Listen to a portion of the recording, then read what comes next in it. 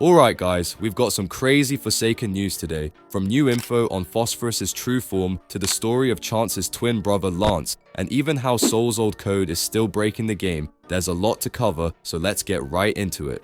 Firstly, we've got some really interesting news about Phosphorus, and this one could be hinting at something big. Recently, the designer for Phosphorus dropped a bit of a bombshell. Apparently, the version of Phosphorus we've seen so far isn't even his true form. And that's a huge deal because it could completely change how his character works, both in lore and gameplay. Now this might not sound like much at first, but if you think about it, it could give us a massive clue about what his kit might look like. We already know how Guest 666's Blood Hunt works, an ability that gives him a powerful transformation and temporary buffs. So, what if Phosphorus has a similar mechanic, but taken even further?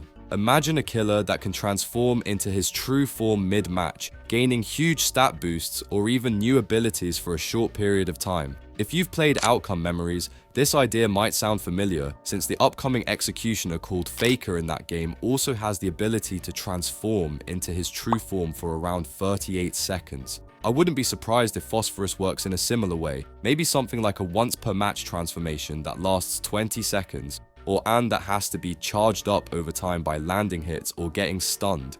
Of course, it's also possible that this reveal isn't about gameplay at all. It could just be a lore detail meant to build hype for his possible release. But honestly, I really do think it's more than that. The fact that we've seen in-game references to Phosphorus and his symbol showing up in teasers makes it feel like the devs are slowly building up to something. This true form reveal could easily be an early teaser for how he'll play once he's added to the game. And with Azure being the most likely next killer, it's worth remembering that both he and Phosphorus seem to have some kind of connection in the story. If Azure really is next in line, we might start seeing even more Phosphorus-related teasers very soon, maybe even hidden inside Azure's trailer. So yeah, whether this is gameplay related or purely lore-based, one thing's for sure. Phosphorus is shaping up to be one of the most mysterious and exciting killers Forsaken has ever teased. And if this true form theory turns out to be real, we might be seeing one of the most unique mechanics in the entire game. Nextly, we've got something pretty funny to talk about, and honestly, this might be one of the best misunderstandings the Forsaken community has had in a while. So recently, a community skin creator named Chirag made a brand new skin called Big Game Hunter Chance, which at first just looked like a regular concept. Basically, Chance reimagined as a hunter. Pretty simple, right? Well, that's what everyone thought until Chirag decided to throw in a twist. He posted that this wasn't actually Chance at all, but instead Chance's twin brother, Lance, who supposedly went into hunting instead of anything gambling related. And that's when things started getting interesting. Since Chance is one of Forsaken's most popular and recognizable characters, fans immediately jumped on the post. Some thought it was just a funny idea, while others actually believed it was an official piece of lore. To make things even crazier, Chirag followed up with a render showing both Chance and Lance together, and that second post blew up even more.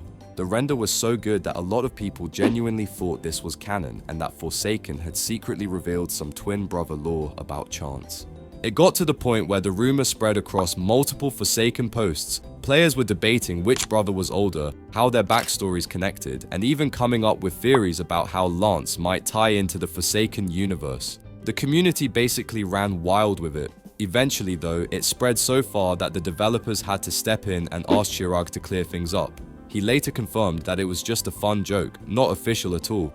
Apparently, during the Guest 666 update when his Big Game Hunter skin was released, he thought it would be funny to make up the story about Lance being Chance's twin just to see how far people would take it, and, well, it went way further than expected. The devs even made a Discord announcement explaining that this wasn't true and that most skins in Forsaken aren't canon, with a few exceptions like Milestone skins and Mafioso. They also clarified that anything that's considered official lore has to come directly from a developer, not from community creators.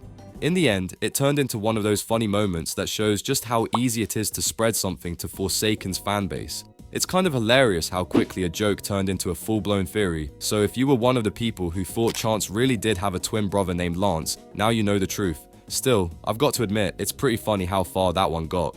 Nextly, we've got something a little more serious, but also kind of funny in its own way.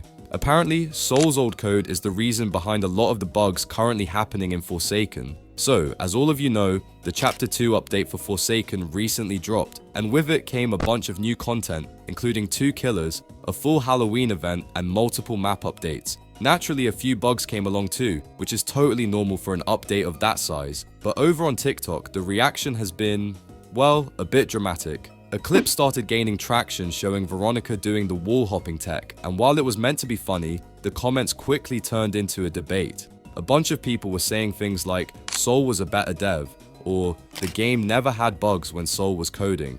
Some even claimed that the current team doesn't know what they're doing, which, let's be honest, is pretty unfair.